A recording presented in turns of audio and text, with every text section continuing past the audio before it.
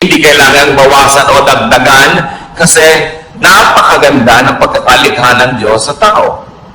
In spite of the much talk about imperfection, in spite of the sins we commit, we are wonderfully made. The foundation of the way we were created, the very foundation and frame of our being is wonderful. Psalm 139:14, I praise you because I am fearfully and wonderfully made. Your works are wonderful. I know that full well. So pinupuri daw nitong mga awit ang Diyos sa pagkakalikha sa tao ay sobrang maganda, kahanga-hanga. At lahat ng ginagawa ng Diyos ay kahanga-hanga. There are two troubles, and we'll call them now troubles A and B. Trouble A is about us. It's about me. Trouble A comes when we consider ourselves incomplete. Nagsisimula ang gulo pagka ang trato mo sa sarili mo ay kay kulang. Trouble comes when we reject and do not accept ourselves. Yan ang malaking gulo. Pagka hindi mo matanggap ang sarili mo, tinatanggihan mo, tinatatwa, pinapalayas mo ang iyong sarili.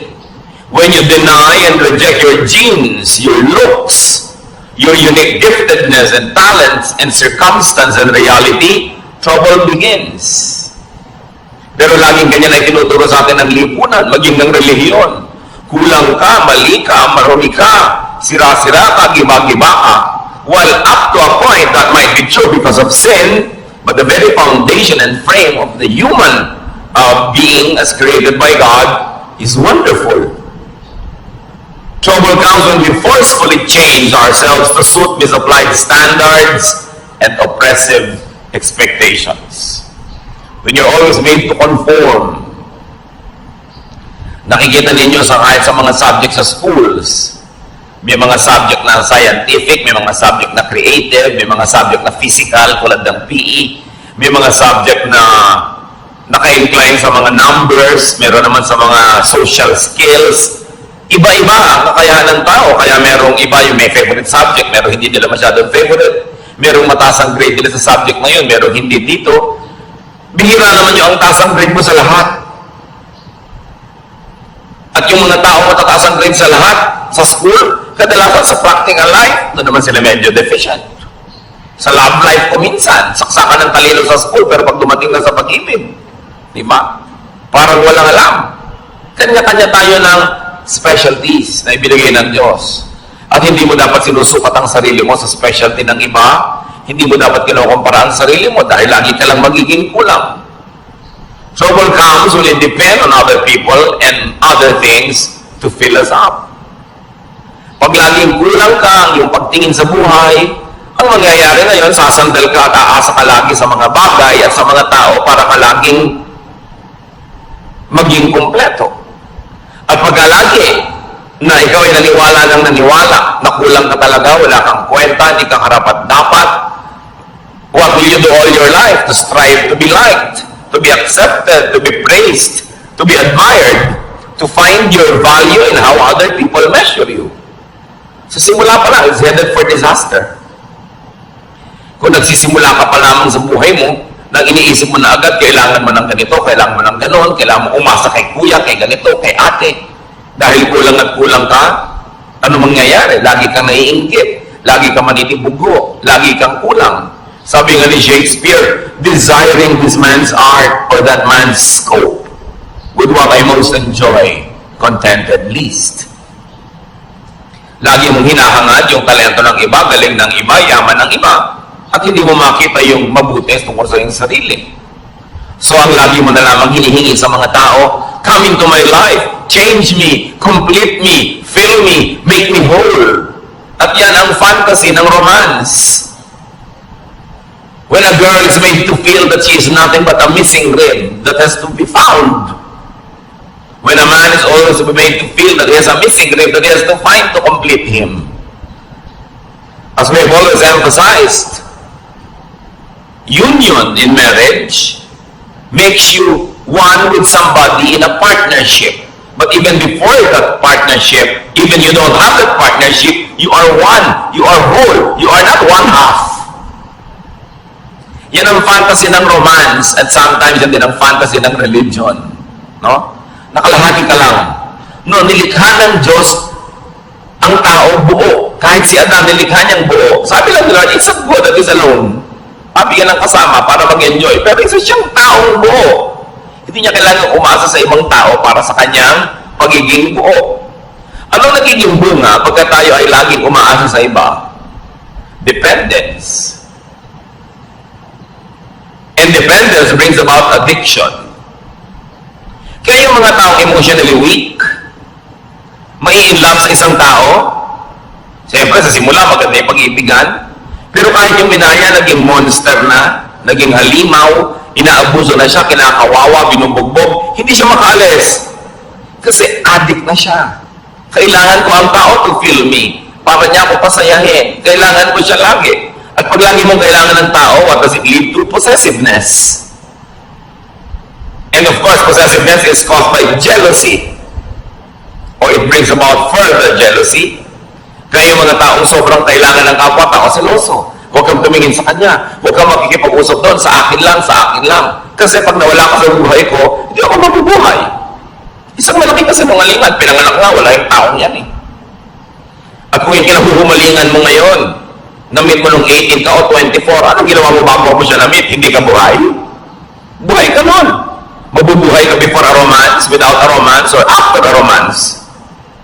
Huwag kayo masyado nagpapaulol sa mga fantasy ng mga Valentine's cards. No? Kaya ka nagiging dependent sa tao. And when you're always jealous, you become fearful. And because this person, no matter what he does or she does, cannot really give you what you want, because what you want does not exist. It's a fantasy. You will always have frustration.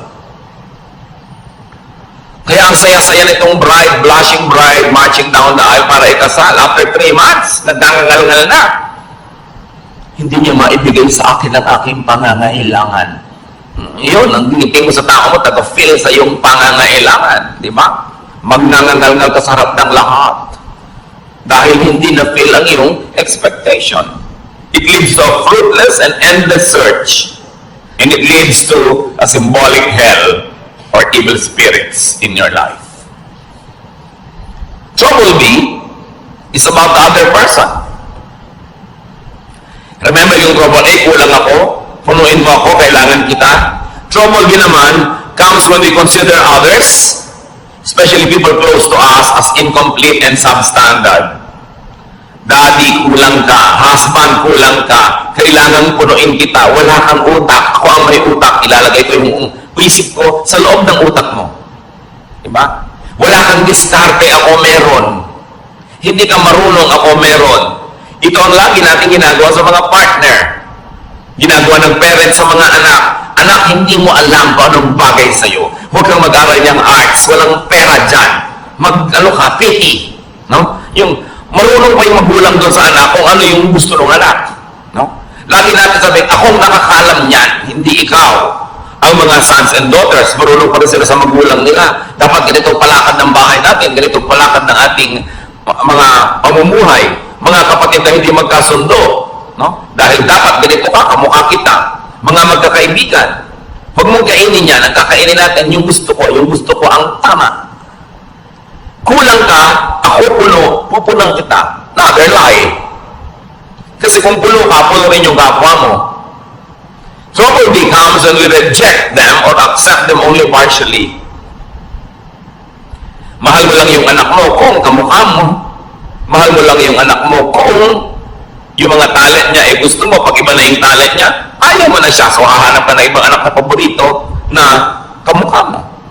Trouble be comes when we feel other people with ourselves. Hindi dapat ganyan ang kulay na isinusuot mo. Dapat ganito. Hindi dapat ganito. Dapat yung standard ko. Now, when we are raising children, that's alright because that's standards. Kasi blanco sila, walang kaalam-alam. Pero oras na yung tao na de-develop na yung personality, we allow them to be how God wanted them to be. Kung paano sila nilikha ng Diyos.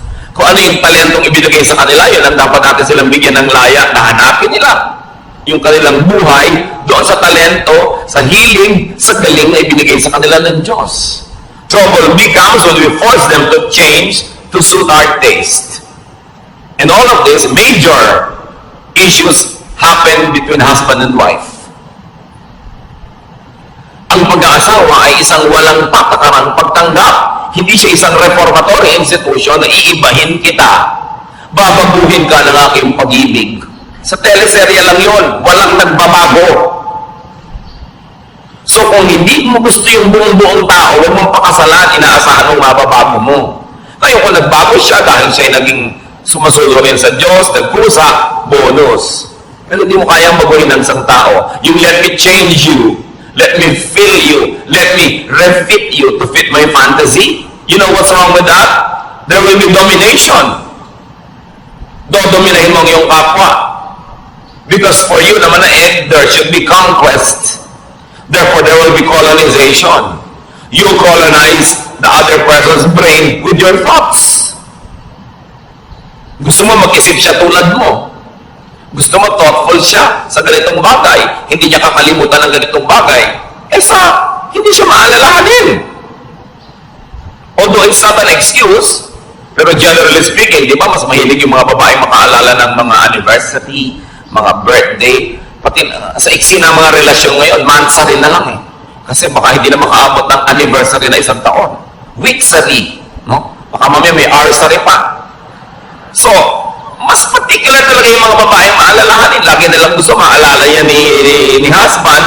Although, mag-effort naman yung mga husband maalala. Pero dapat mong tanggapin na iba ako, iba siya.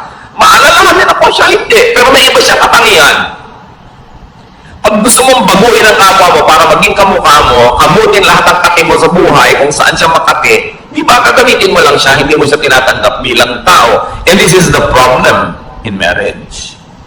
Because the moment you try to dominate another person, natural instincts will surface. There will be resistance, rejection. There will even be subversion. Laging gusto mo, ganito siyang oras umuwi. Laging ginagamihan, talaga lang to subvert you para hindi ka makapanaig. Idine-defend kasi nung tao yung kanyang sariling pagkatao. There will be defense. And sometimes there will even be offense. Therefore, warfare. Hell again. Evil spirits plaguing your life. What is the way of Jesus to peace?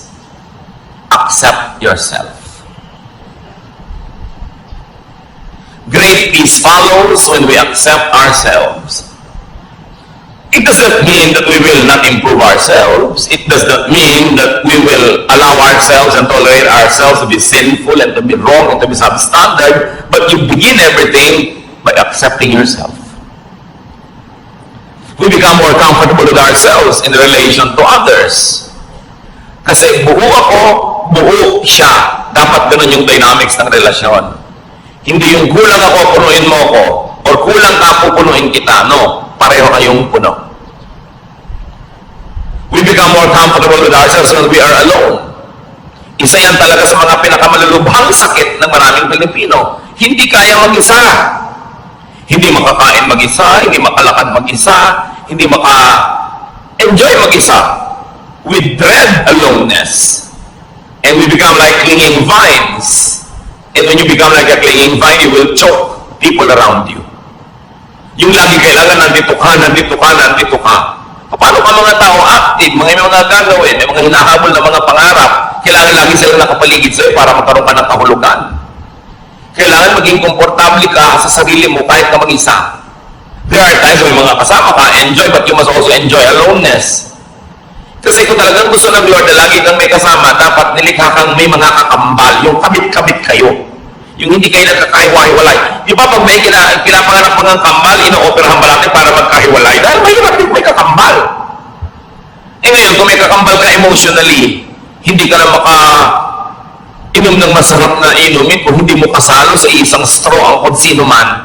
Di ba, miserable ka nun. At gagawin mo rin yung tao miserable dahil lagi mo siya nahanapin, nandiyan ka, kasi iinom na ako.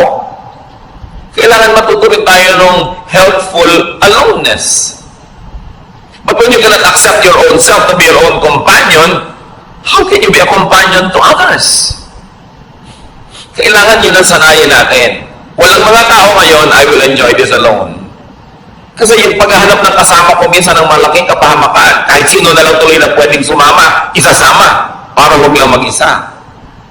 Self-acceptance is the foundation of self-love and self-appreciation. Hindi yan masama.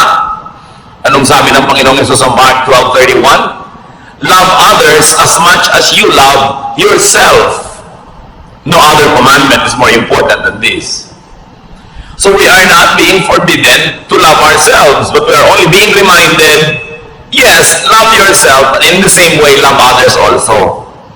Huwag yung love yourself lang and forget others. At hindi naman love others only and forget yourself. Pareho yun na mali. Irespeto mo ang kapwa mo, irespeto mo rin ang sarili mo. Hindi naman yung binabastos ka na, ang respeto mo pa. Eh hindi ka na nire-respect. Mahal mo ang sarili mo tulad ng pagmamahal mo sa iba. Why? Because you cannot give what you do not have. How can you understand others when you don't understand yourself? How can you be kind to others when you're not kind to yourself? How can you love others when you don't love yourself? Self-acceptance is the foundation of self-tolerance. At mahirap to be intolerant to your own self. May mga tao, lactose intolerant. Hindi sila pwedeng uminom ng gatas. Eh kung intolerant ka sa sarili mo, yung sarili mo hindi mo matanggap, hindi ka pwedeng mapag-isa, ano mangyayari? And self-acceptance is the foundation of genuine self-forgiveness. Many people cannot forgive others because they also never forgive themselves. So, pinahihirapan nila ang sarili nila at pinahihirapan din nila ang kanilang kapwa. Self-acceptance is the foundation of healthy autonomy. Ang tao dapat masarap na may kasama, masarap na kasama, pero pwede rin walang kasama. Kasi kasama mo ang Diyos. Kahit kailan hindi ka pwede mag-isa. Kasi tinitirhan ka ng Espiritu ng Diyos. Kung minsan nga, lagi ka may kasama, hindi ka tuloy magkaroon ng oras na makipagsarilinan sa iyo ang Diyos dahil laging may abala. Laging may iba. We should learn healthy autonomy. When we accept ourselves, when we realize our wholeness, we do not excessively depend on and attach to people and things. We socialize, we enter relationships for additional enjoyment, for mutual upliftment, not for dependence. Dapat papasok ka sa relasyon, makikipagnobyo ka, mag-aasawa ka, makikipagkaibigan ka, hindi para ka may sandalan, at hindi rin para meron kang buhatin. Pareho kayong nakatayong mag-isa, nabubuhay, gumagawa ng paraan, naghahanap buhay, nag-aaliw sa sarili, nagpapasaya sa sarili, nagpupundo sa mga bagay. Tapos, you share for enjoyment. You share for additional happiness and additional joy and pleasure. Pero hindi ka nakikipagrelasyon para ka sumandal o sandalan. Nagtutulungan kasi pampadagdag sa buhay. You are a whole wonderful. You are an individual, an autonomous unit. Kita ninyo, bakit sabi nila marami daw ng mga Pilipino nag-enjoy ng close family ties? Bakit daw ang mga communities natin close ang ating mga relationship? Poverty forces us to be close. Siyempre, kailangan mo makisama sa kapitbahay mo dahil pagka nanganganak yung asawa mo sa madaling araw, makikisakay ka sa tricycle ni Mang Tomas. So pagka nagiging si Mang Tomas, tutulungan mo siya, ang ganda ng samahan nyo. Pero subukan mo, lahat kayo may kanyang tricycle. Ano ka pa rin kaya ka nice? Nakikisama ka sa neighbor mo, nagpapadala ka ng ulam pag nagluto ka, para pag nagluto din siya, mapadala ka. Pero kung lahat kayo bumabaha sa pagkain sa inyong mga kusina, will you still be that close? Close sa mga magkakamag-anak, magmano ka sa tiya, mangupo ka. Eh kasi makikitira ka sa kanya pag nag-aaral ka ng college. Pero kung may kanya kayong bahay, ganun pa rin kaya ka nice? Dapat ganun pa rin nice or better. Doon mo lang malalaman na nice ka talaga. Kasi nice ka, hindi dahil lang umaasa ka o sasandal o may kailangan ka sa kanya. Kaya tingnan nyo ang nangyayari sa mga komunidad na yumayaman at umuunlad, nababawasan yung pakikipagkapit-bahayan, which is negative. Dapat hindi ganon. Kaya si Aling Junisha ayaw tumira sa Forbes Park. Ang tataas daw ng mga pader, wala daw kapitbahay. Siyempre kasi hindi mo nang kailangan ng neighbor mo, may kotse ka, may pangangailangan ka, may sarili kang gym, may sarili kang ganito, may mga katulong ka. You don't need to be nice to your neighbors. But poverty requires you to be nice. Poverty makes people stick to each other. Now, translate that to emotional poverty. When you're emotionally poor, you always want people around, you will cling because you need and you want help. Kaya dapat mapayaman mo yung sarili mo emotionally to the point na, I don't need you to live, but I want you to be around because I have a lot of love to give to you and because you are nice and I enjoy your presence. Pero hindi dahil hindi ko po maiwan ang asawa ko kasi wala po akong hanap buhay. So kung meron ka pala, iniwan mo na matagal na, no? So hindi ka lang nandyan dahil love mo siya kasi nakasandal ka. So ina-advise ko nga kahit sa mga babae, magnegosyo kayo, maghanap buhay kayo, para kung talagang hindi nyo matiis, binubusan kayo ng kumukulong tubig, pinapakuhan kayo sa inyong bungo, ginagapos kayo sa langgaman, malayasan nyo.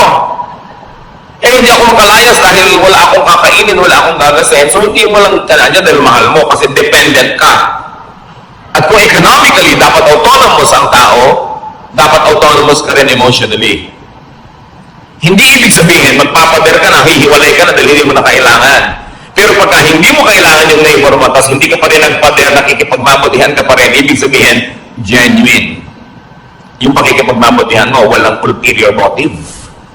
Kaya sobrang pakikisama system natin sa Pilipinas kasi umaasa tayo sa kapwa. Kaya tingnan nyo yung mga financially independent, hindi na masyadong nakikisama. Kasi hindi ka na nila kailangan. Pero hindi yun ang dapat mangyari. Hindi kita kailangan, pero nakikisama pa rin ako sa'yo kasi nais ako talaga at nais ka rin naman at mas masarap yung buhay na magkakasama tayo. Yun yung si Adan eh. It's not good to be alone. Pero pwede alone. In other words, people are additions to our happiness, not a wall to lean on. Kung yung titingnan yung mga asawa, mag-anak na, nandyan lang kasi dapat kong asahan. Strive to be autonomous. At saka yung mga asawang babae na walang income pero tumanda na kayo, nagka-losyang sa pagtatrabaho sa bahay, ang totoo niyan, dapat binibigyan kayo ng allowance sa asawa nyo na inyo talaga. Di ba? May allowance sa mga bata, but ang wife walang allowance, ang ibinibigyan mo pamalengke. That's for all. Yung siya, paano? Di ba? Tapos birthday niya, regaluhan mo pa ng magandang kaldero. Para maipagluto ka na naman niya ng masarap, bibigyan mo ng kalan, ng refrigerator. Ang wife ang nire-regaluhan yung pang kanya, hindi yung pang lahat. Kasi regalo mo rin sa sarili mo yun kung kalan. Diba? Kailangan yung pang kanya. At kung sasabihin ako naghahanap buhay, subukan yung mga wives, so kayo gumawa sa bahay. Kung may isuot yung mga asawa niyo pagpasok sa opisina, kung may dat ng pagkain, siya ang magbayad ng mga Meralco, pumila sa mga bayarin na tubig, subukan nyo. Kaya dapat yung mga wives ay sariling allowance yan. Para hindi naman kung biglang gusto kayong layasan, walang pamasahe. Gusto magpakamatay, hindi makabili ng lason. Kasi talagang walang kapera-pera. You should strive to be autonomous. So that you say, husband, I stay because I like, not because I need you. Not because I depend on you. It's a distorted kind of relationship. So poverty reduces people. Emotional poverty also reduces people.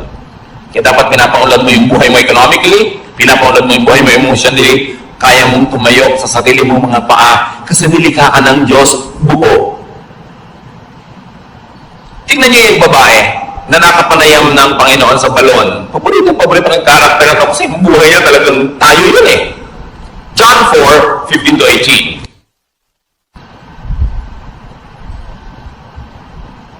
Matapos makausap ng Panginoon ng babaeng ito, sinabi ni Lord, alam mo, kung hihingi ka lang sa akin ng living water, bibigay ko sa iyo, hindi ka na mauuhaw pa. The woman said to him, Sir, give me this living water so that I won't get thirsty and have to keep coming here to draw water. He told her, Go, call your husband and come back. I have no husband. She replied. Jesus said to her, You are right when you say you have no husband. The fact is, you have had 5 husbands, and the man you now have is not your husband. What you have said is quite true. Bakit inungkat ng Panginoon yung tungkol dito sa mga lalaki sa buhay ng babaeng ito? Kasi sabi ng babae, bigyan niyo po ako ng living water. Yung hindi na ako mauuhaw uli. I want this living water so I want him to be thirsty again. So the Lord had to tell her what she did not need. The point Jesus was making, the woman had been deceived into believing that she was incomplete and that she needed men to complete her. Sabi niya, gusto mo maging complete? O, tanggalin muna natin yung mga abala sa utak mo. Tawagin mo yung asawa mo. Niya, wala po ako asawa. Tama ka. Kasi yung 5 lalaki nagdala sa buhay mo, hindi mo mga asawa. At yung lalaki niya yung nasa buhay mo, hindi mo rin asawa. Bakit ang dami mong lalaki sa buhay? Kasi akala mo, hindi ka mabubuhay ng walang lalaki. Kaya nakakaanim ka na. 30 years from now, siguro magiging 4 na yan. Hanggang kaya siguro ng naturalesa mo, dadami pa yan ang dadami, hanggang magkalasog-lasog ka na. Tapos mamamatay ka na lang, hindi mo pa nakita yung hinahanap mo. Kasi akala mo, makikita mo sa romance. Sabi niya, ang tunay na kailangan mo, nasa kalooban mo lang, kailangan mo ma-discover. Dahil yung tubig na yun, nasa loob mo, bukal. Tanggalin mo yung bara para bumalong, lumabas yung tubig. At hindi ka na mauwaw kahit kailan. Huwag kang umigid kung kanikininong balon, sumalok kung saan sa ilog. Kasi lagi ka lang mauwaw. Because you think that you need people to fill you, it leads to addiction. And it becomes hell. Iba-iba lang tayo ng mga addiction. Yung iba, ang addiction nila, bag. Umaako na yung bahay nila, wala ka na matulugan sa dami ng bag bumisis. No? Hindi na sila makapamili ng masarap na pagkain dahil puro bag. Kung pwede lang sanang isigang, iihaw, ilagay ang mga bag na yan. Busog pati kapitbahay. Iba-iba lang. Si Mr. naman, kung minsan ang addiction, kung barel o belt o pomada, no? Kung ano man yun. Kanya-kanya tayo ng mga addiction. There's a sense of incompleteness.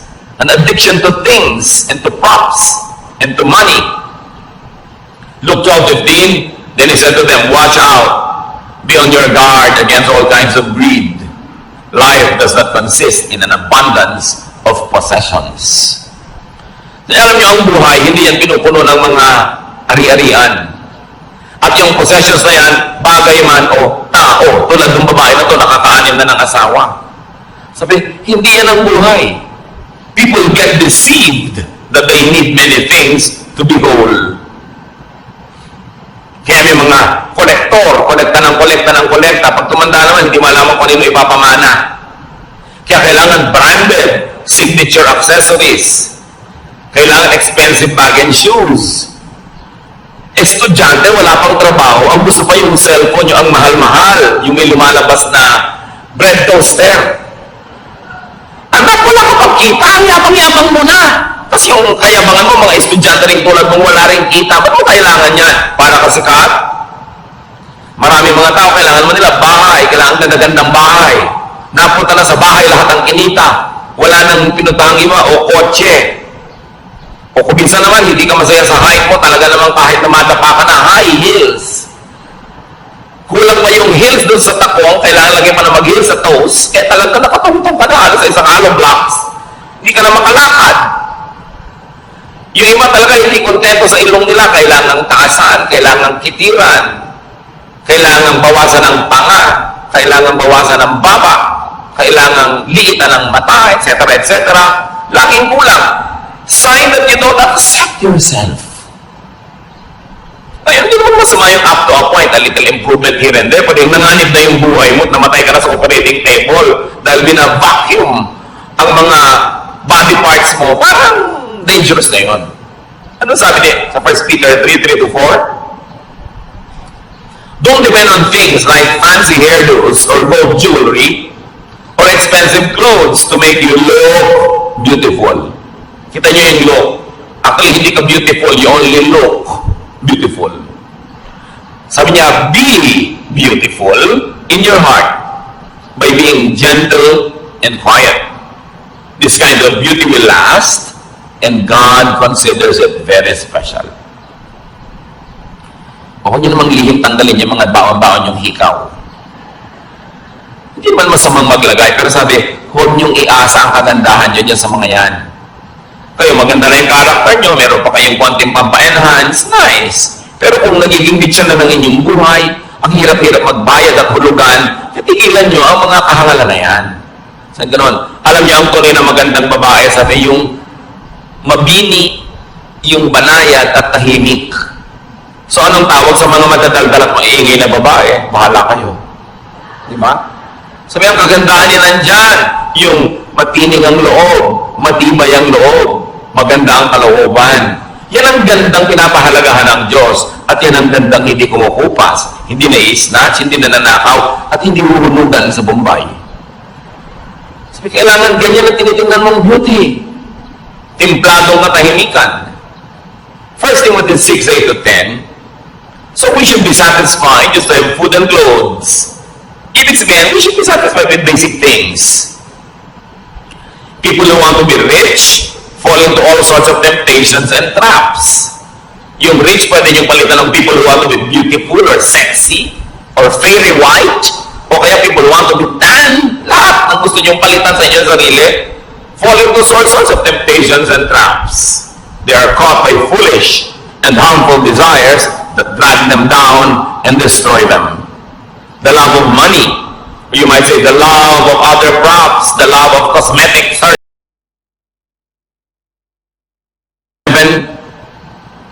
accept one another just as Christ accepted you. Kung paano tinanggap ng Diyos, warts and all, walang patakaran, buong pagtanggap, ganun daw ang gawin mong pagtanggap sa kapwa. But instead of accepting others, we insist on reforming them. It's God's work, not our work. And we reject them when they don't comply with our specifications. Kaya marami mga tao, lumalaki sila emotionally sick because their own parents reject them. They are compared with another sister or a cousin or a classmate or a neighbor and they feel rejected. And once rejected, people also tend to reject others because they become defensive. Kaya ang dami mga tao emotionally poor. Kaya yung mga nire-reject na ganyan, meron lang isang magpakita ng konting kabaitan na regaluhan ng chok ng 3 araw na sunod-sunod na in love na. Paano? Uhaw na uhaw sa acceptance. Bakit yung marami mga anak na uhungaling sa mga kabarkada? Because they are accepted. Madalas naman kasi yung basis ng acceptance nila, mali, no? Kahit ano na lang. Mas baliw ka nga, mas accepted ka, mas sikat ka. That's a wrong kind of acceptance. But nevertheless, what does it tell us? Our kids want to be accepted. Kaya ayaw umuwi. Gabi na, kung pwede na lamang na bukas na umuwi. At pag buliwanag, gusto na lumipad at mawala. Maybe they don't feel accepted at home. Kasi gusto mo may anak ka naman iparata sa community, maipagyabang. Hindi mo tanggapin, mahalin, linangin yung anak mo kung ano man siya. 1 Corinthians 7:7, sabi ni Paul, I wish that all men were as I am. But each man has his own gift from God. One has this gift, another has that. Sabi niya, ikaw ko lang masusunod. Gusto ko lahat kayo katulad ko Pero, hindi naman pwede yun. Bawat isa, may kani-kanyang tinanggap sa Diyos na kakayanan. At kung ang Diyos sa kanyang karunungan ay piniling ibigay sa iyo kakayanan A, therefore, wala sa iyo yung kakayanan B, sa iba naman yun ibibigay. Pero pag hinahanap mo yung B kay A, ang gulo ng mundo. The tendency is for us to want to make all others conform to our mold.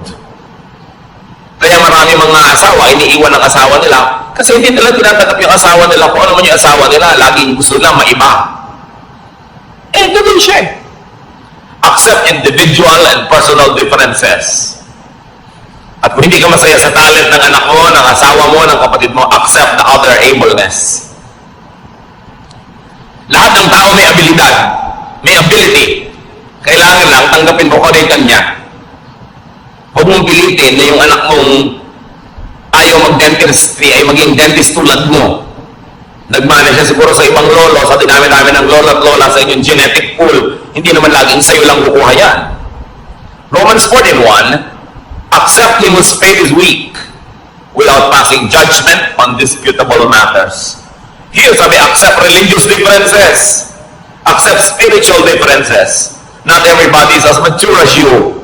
Not everybody has the same tendencies to apply a biblical verse the same way as you do. Sabi dito sa Romans 14:1, tanggapin ninyo yung pagkakaiba-iba maging sa inyong spiritualidad. Hindi pwedeng uniform. Kasi iba-iba nga ang tao, iba-iba ang fingerprint. Romans 12:10, love each other and honor others more than you do yourself. So, find, accept, celebrate, and honor the true, the good, and the beautiful, so to speak, in every person. Bakit hahanapin mo yung iba, yung wala? I-emphasize mo yung napapangitan ka, may maganda sa kanya. Acceptance of others is a foundation of love, of appreciation, tolerance, and even genuine forgiveness. And here we go to the heart of the matter. Yung iba nagtatanong, bakit po nag-forgive na ako pero may pain pa?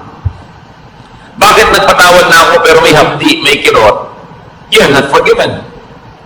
Probably you have only stopped being hostile.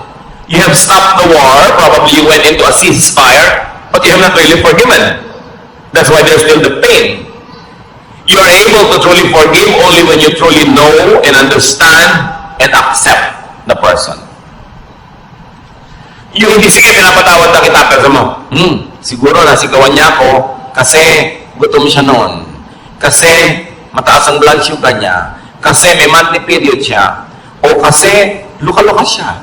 Di ba? Kasi may lahi sila noon. Kasi genetically, ganito sila. Nung naiintindihan mo siya, doon ka ngayon huhugot ng pagpapatawad.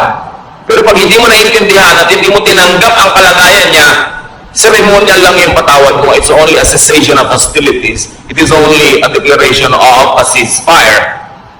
But forgiveness, real forgiveness, has no more anger. Well, you can be cautious. Hindi naman ibig sabihin you forgave, you forgot to be cautious na you might want to avoid being the victim again because you're cautious, but no ill feelings. Siguro iwasan mo na maulit o mabigyan siya ng chance, ulitin yun, pero wala ka ng hapdi kasi naunawa. Kaya maraming magulang, kahit ang tingin ng mga ibang tao sa anak nila kriminal, mahal pa rin nila, hindi, ang bait-bait ng anak ko. Kasi pinapanganak pa lang yun, pinagili pa lang, tinanggap na talaga nung ina ko yung buong pagkatao ng anak. Kaya pagkahalimbawa, ang sungit-sungit ng anak, kasi alam niyo nung bata, nahulog niya sa duyan. Nahulog lang, naging ganyan, galing sa 7th floor. Okay. So, naiintindihan ko yung anak ko. So, intindihin nyo. Kaya hindi halos yung maubos ang pagpapatawad ng magulang sa anak kasi iniintindi. Kasi tinatanggap. So, kung may papatawarin kayo, huwag lang sabihin, sige, papatawarin na kita, tama na, tigil na. Unawain niyo yung buong dahilan kung ba't niya nagawa niya. At pag naunawa niyo, baka maawa pa kayo, mamahalin niyo pa. Ganun ang pagpapatawad ng Diyos. Dahil kilala tayo ng Diyos, alam niyo yung genetic makeup natin, alam niyo yung emotional and chemical situation ng buhay natin the moment that we run short of God's glory. That's why God understands, God forgives, and God loves. Kaya ang sabi, as God forgives you, you forgive one another. Para hindi yung nagpatawad ka kunwari, pero may dala ka pa rin dito, nakabaon. Pagka nakante, pagka naprovoke, lumalabas uli. Kasi hindi nang unawa. That is why many people forgive, yet remain angry. There is no acceptance of the other person. Therefore, no forgiveness. Therefore, no peace. Ang tunay na pagpapatawad nangyayari lang pagka tinanggap mo at doon ka lang nagkakaroon ng tunay na kapayapaan. How does that happen? How to get on the Jesus way of peace through acceptance of self and others? Now, this teaching is not easy to understand or follow. It takes a new mindset to appreciate and obey this. Hindi ka makakapagpatawan, hindi ka makakatanggap ng kapwa hanggang hindi mo iniiba ang korte ng iyong utak. So how do you get God's peace? Through acceptance of yourself and others. Change your mind. It happens in the mind. Change the way you think. Change your principles and lifestyle. Romans 12:2, let God change the way you think. Then you will know how to do everything that is good and pleasing to Him. You want to be able to forgive? Change the way you think about the person. Change the way you think about yourself. Change the way you think about what proper is and what it is not. Change the way you think about your expectations. Accept the person as you would accept yourself. Then you will begin to understand and you will have the power to forgive because it comes from deep understanding. Anong reaction ng mga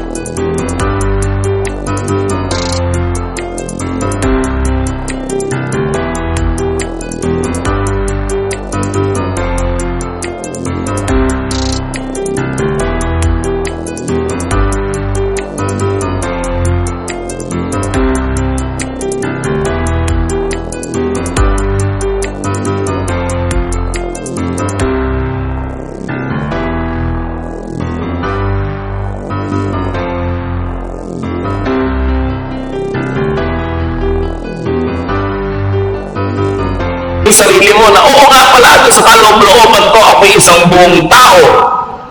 Nilikha sa wangis ng Diyos. Na ang Espiritu ng Diyos ay nananahan sa akin. Ba't kailangan kong humanap ng pag-ibig, ng pagmamahal, ng kasiyahan sa iba? Kailangan munang pumasok ako sa loob ko. I must travel into me, discover what God has placed there, nourish it, and let it sustain me. And when I'm already overflowing with love and kindness and goodness, because I've already known and accepted myself, and I know God is in me, then I will socialize with people, I will relate with people, because in that case, I will be full of kindness, not just full of wicked expectations. That I am full, and the other person is full, and I respect his fullness, and we're together to have a better life, because together we can make a beautiful world. But I will not intrude into and colonize this world to make it beautiful in my terms. Pag ganito lang yung asal, people will love to have you around. And you will love to be around people. So change your mind unto peace and restfulness. Matthew 11:28-30. Sabi ni Lord, come to me, all of you who are weary and burdened, and I'll give you rest. Pagod na kayo? Pagod na ang puso nyo? Pagod na kayo magalit? Pagod na kayo magsikap magpatawad? Pagod na kayo na matahimik ang buhay nyo? Pagod na kayo sa paghahanap ng mga pangarap nyong pag naabot nyo biglang naglalahong parang bula? You're tired of chasing rainbows? You're tired of repairing all the broken toys in your life which never get fixed? Come to me. I'll give you rest. Learn from me. For I am gentle and humble in heart, and you will find rest for your souls. So you don't learn from others. Don't learn from other isms and ideas and philosophies. Learn from me. For my yoke is easy and my burden is light. So paano malalaman kung galing kay Jesus? Magaan. Hindi mahirap sa loob. Kahit hirap yung katawan mo sa pagsunod, hindi hirap ang loob mo. Magaan. The kingdom of God is restful, easy, and light. So peace, restfulness equals heaven on earth. And it is in accepting yourself and others. Habang hindi mo tinatanggap ang anak mo, asawa mo, magulang mo, kapatid mo, lagi kayo magtutunggali. Lagi kayo magko-contest. Mag-uunahan kayo kung sinong masusunod, kung sinong mananalo, kung sinong mananaig. Stressful yan. Hindi ganyan ang buhay. When you accept yourself, you relax. You become less demanding and suffocating, and you become nicer and more open, more accepting. And when you accept others, you also relax. You become less intrusive, less judgmental and demanding. You become more forgiving. And they too relax. Everybody relaxes, masaya ang buhay. Deep and real forgiveness comes from unconditional acceptance and understanding. Change your mind, and this can happen. Kaya kami problema sa asawa mo, may iniisip ka, hindi yun ang natutupad. May iniisip din siya, hindi yun ang natutupad. So, ba't di niya nalang palitan ang iniisip nyo? Kasi hindi niya naman kayang palitan yung asawa nyo. Hindi niyo naman kayang palitan ng pagkatao niya. Palitan nyo na lang yung iniisip nyo, hindi sasaya kayo. Kaya ang sabi ng anghel, peace on whom God's favor rests. Kaya sinabi natin kanina, peace is not for everyone. Peace is not for the whole world. Well, it is efficient for all, or sufficient for all rather. It is efficient only for those who would appropriate it. Those who would accept it and live by it. Ang